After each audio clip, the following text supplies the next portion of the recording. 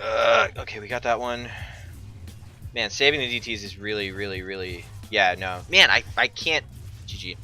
What do you do versus Zerg, man? What do you do? Because they have like, I know that I do this too. Like, I plant an Overseer on top of the base every time I see a DT rush or something. Like, every time. Can I hop on Skype call for a little? Oh, hell yeah, dude. Let's do it. Skype's like totally borked for me. I read somewhere that Skype has like a massive security breach or something. Let's hop in Discord real quick if you can. If you don't mind. I don't know how to do this. Friends. Call. Let's do it. Let's do it. Yo. Hey! What's up? What's up, fam? This is it. How's your day going? Isn't it really early? Dude, it's like 10 a.m. It's not that early. Oh yeah, it's not that early. Okay, alright. How's your day? Happy Friday. Thanks. Yeah. I got like an hour before I have to go for an interview, so. Cool. I won't do keep you this. very long. So, first question. What happens when you see a Zerg entrenched like that? Like, I actually don't know what you would do. That's like that's the really hard situation. So first of all, did you actually see an Overseer with his army? Yes. Okay. So if that's the case, then yeah, you can't really directly engage the army. You kind of have. So one important thing is like you just have to have raw numbers of DTs to break bases like that. Mm-hmm. You can't really just like try and split things up or like do like eventual reinforcing weapons. You need like 10 or 12 DTs to do it. Right. And you've got to use your blink to get on top of the spores so that you Yep. can like try and one-shot it. If he has like 2 spores and stuff like spread out like that, sometimes, it's not always, but like sometimes it actually makes sense to go after the spine crawlers, especially if you know they're super far out of position. Mm-hmm. But like it's definitely like that's like I think one of the better reactions that you'll face. That's what makes Zerg so hard, I think. But, Yeah. Yeah, I would say if you see something like that, just go to the natural. If the natural is also like that, you go to the main. If the main is also like that, you can at least still commit to that, because one is going to be the furthest for him to like come back and defend, and you have like the natural blink out point to escape if he does try and come back to defend, so you can blank down from the main base to the third and stuff and get out. Gotcha. But two, most of the time all their tech is usually in their main base, or a lot of their important tech, not just like their lair, but like Hydra Den and Roach Warren and spawning pool and shit. So if you kill all that shit there, even if they end up running their drones to a safer base, you can still kill a bunch of their tech and set them back pretty heavily. Right. So like, yeah, it's kind of like you got to evaluate, and that's also why scouting is super important. I usually get a sentry earlier on, because even though it takes some gas, like, by the time your Dark Shrine, I know your Dark Shrine was a little late, but like by the time your Dark Shrine finished, you had like almost 1k gas. Right. You can totally afford an earlier sentry with like before Warp Gate finishes, and then that's there for like safety precautions if there's like big link floods or a Bane bust or something. But then you also can hallucinate a Phoenix and go scout, and it's not just scouting like what are they up to, you're scouting the locations of buildings. Gotcha. Because I was kind of thinking like, well, I don't even really care what they're doing. I don't need to scout, because as soon as they move out, I'm going to move in with DTs. Because like also, I was talking about this before, like it'll change and alter when you decide to move in, for example. Because sometimes you'll encounter those super fucking greedy Zergs that are like, they're not attacking me, I guess I'll just go for a fourth base and send on like 2 Zerglings and tech up to like fucking Hive Tech or some shit. And you're like, okay, fuck you, first of all. Second of all, I'm just gonna go kill you. Interesting. I just like, I guess like, to me, having played 2 PvZs where this was a thing, it seems like as soon as, because that guy is the hardest. Yeah, that definitely, right? Like, I played one where dude put down 2 spores and burrowed lurkers at every single base, and at that point it's like, okay, well, fuck. And that guy just now had 2 spores, 2 spines, and 2 queens at every base. It's like, oh. I saw that lurker game that you played, actually, and like the lurker thing, it takes a lot of practice, but you actually need to spread out your DTs a little bit, and then you need to blink on top of the lurkers. Yeah. And stack them off. Like, yeah. You need to blink 4 DTs on each lurker. But what are you doing to like how does that work? Because you need the observer, but there are spores down, so you're trying to snipe the spores and the lurkers at the same time. You just need that many DTs. You just go after the lurkers. Like But then That's your the thing observer's about gonna this- die, right? Well, don't run your observer into the spore. Well, how am I getting vision of the lurkers? Okay, either the spore is super fucking far out. There's more than one spore. Huh? There's more than one spore.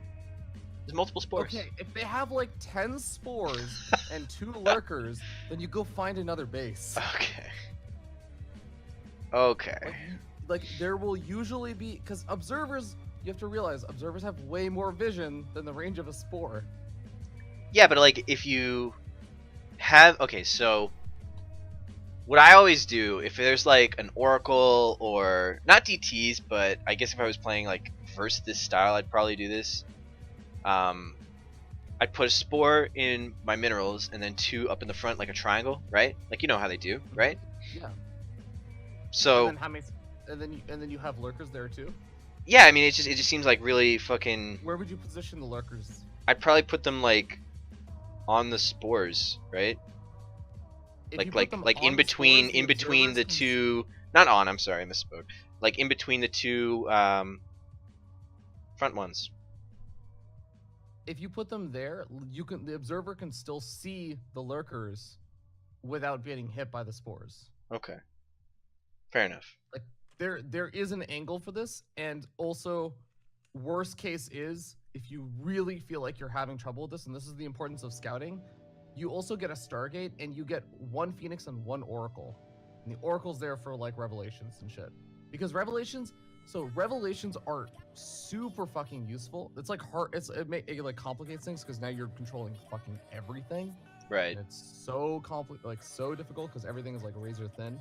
But if you can control an Oracle well while doing all this shit, then revelations just in general, even if they're not going for lurkers or something, just knowing where their army is like the most important part of this build. Definitely. Like, that's so much value. And stasis traps can like buy time and shit. So like yeah, that's like if they get a shit ton of those lurkers.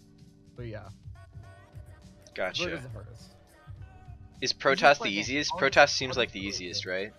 No, Protoss is not the easiest, because Protoss is the kind of like odd. Terran is the easiest in my opinion, like by a large amount. But they lift, right? Doesn't that make it harder? They lift. Yeah, the lifted If they buildings. lift, Like then if they can't scan with that orbital command. You've done your job there. You just go on. You leave 1 DT back to make sure that they can't land easily, and you kill off any SCVs repairing. So what makes And then you Protoss harder? I'm sorry. Protoss have a late game that you can't handle. That's the problem with Protoss. Interesting. Disruptors are not as much of a problem now because it used to be like pre 4.0 and shit that you do this stuff and then you encounter disruptors and they just like fucking murder all your shit and you'd be like, okay, I don't care. Now if you blink on a disruptor or you blink on an army and they try and fire a disruptor shot to kill off your DTs, they just kill half of their own army, so it's like not as bad. But you just can't handle late carriers or like air tech. Like there is actually, I have not found a good answer to that. I have had situations where I am on 7 or 8 base versus a 1 or 2 base Protoss player that has carriers and I can't beat them. Interesting. You don't just like don't you just wait and mass like 200 supply of DT army and then just crush them? No, they would kill all the DTs before I kill their bases. They Really? have like, if Well, how I many waited around that Really? long, if I waited around that long and they had like 10 carriers and a mothership, first of all, they kill my observers first. Oh, well, I mean, if I'm they have a not gonna mothership, do yeah. Right. Who gets up to like 8-10 carriers without a mothership? Fair enough. That is a fair point. Yeah. What else do I have to So ask? Protoss is kind of like you kind of got to do something early, or you got to hope that they just like don't tech. Because it's also weird for Protoss to try and tech into carriers. Like it requires a window. Right. Usually, if they get to that point, the argument there is like, well, why didn't you do something earlier with like a warp prism or something? Right.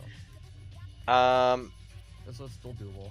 So like, where do you usually put your macro? Do you put your like proxy gate with your proxy nexus, your proxy base, No, or I do you usually separate have them- those? I usually separate them. It's for 2 reasons.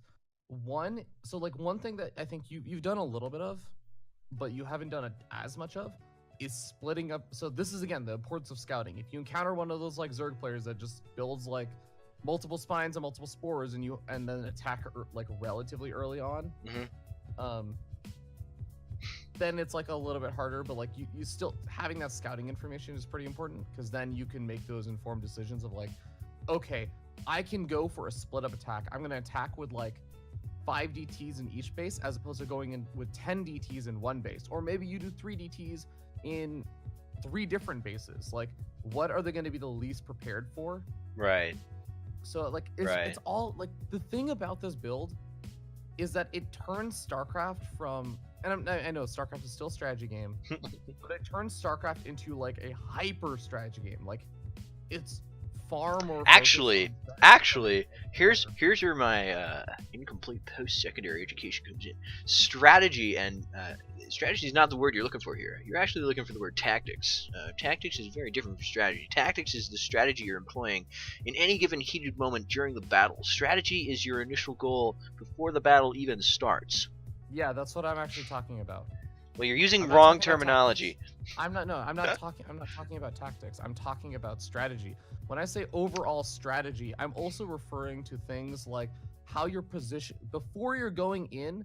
You're coming up with your solution of how you're going to be positioning your units in respect to theirs. And I don't mean in like the micro sense of like, oh, I'm getting a concave and stuff. I'm saying like on the mini map, where is their army position? How are you going to implore your units to try and take that advantage? And this isn't like like using the DTs to blink onto a spore crawl. That's like a tactic. That's like a small little instance where you're saying, this is a trick that I'm using to try and like accomplish something. Whereas the other one is like trying to reactively. Go on. Look, Daedalus is saying don't bully feardragon. So can you just shut the fuck up and get to the game?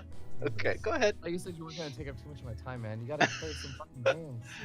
All right. Let me think real quick. Do you have a written build order for this? No. Fuck. Because it's changing a lot. What level are you playing this build at? I mean, I'm playing in like Diamond 2 and stuff, but oh shit. I mean, just because MMR has me queue up against like Masters, so I'll beat Masters League players, and sometimes I'll lose to like Platinum League players, because I'm still figuring. Yeah, I'm playing like that guy just now was a Diamond 3 player, and I have Gold MMR as a Protoss. Like, is the system just borked, or like what's happening? How many games of Protoss have you played? Not very many. So it's probably still trying to give me like the boosted. Your first 25 have extremely volatile MMR. Yeah. I think it's just really, really weird. Really weird. Alright. I think that might be it. Maybe. I don't know. If I have more questions, I'll just fucking PM you, DM Just you. queue up. I'm gonna yell at you about this. Okay. Alright. Oh, queue. Alright. So you're gonna watch? You're gonna stay in the call and queue up? Is that what you mean? That's what I was saying. That's what I've been saying. Oh, sorry. I'm queuing. I said I got like an hour. Now I got like 40 minutes or so. I'm sorry. I didn't think that was what you meant.